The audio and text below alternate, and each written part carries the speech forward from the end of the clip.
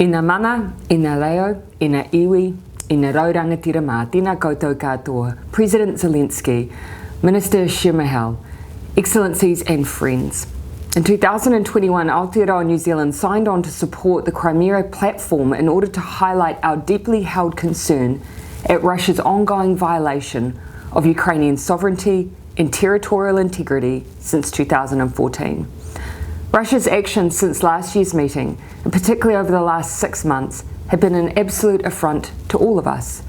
No matter a country's size, wealth or power, its borders are sovereign, and unilateral resort to military aggression to settle disputes directly contravenes the UN Charter. Our presence here today demonstrates that we stand in unity with Ukraine. The Crimea platform provides us with an important opportunity to continue to use our collective voice to hold Russia to account for its actions.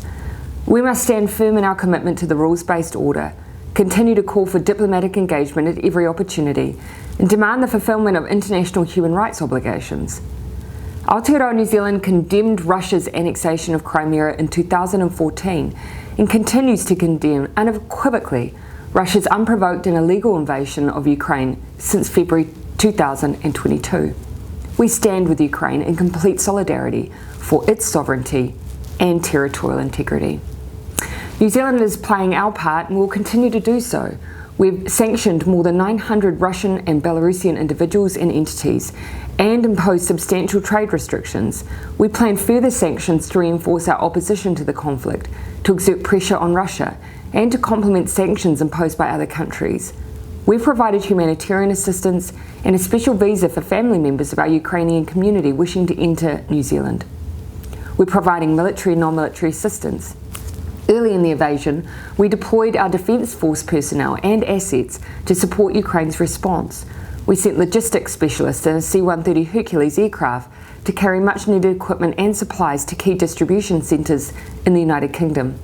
We've sent intelligence officers and artillery training team to support Ukrainian troops, and last week we announced a further 120 Defence Force training specialists to also help train Ukrainian soldiers in the United Kingdom. We're also making significant contributions to the international legal effort to hold Russia accountable, including by joining Ukraine's case against Russia at the International Court of Justice and by supporting the International Criminal Court to investigate war crimes in Ukraine. In total, New Zealand has provided more than $45 million in different forms of assistance to Ukraine this year. Although New Zealand is distant geographically, we stand shoulder to shoulder with Ukraine.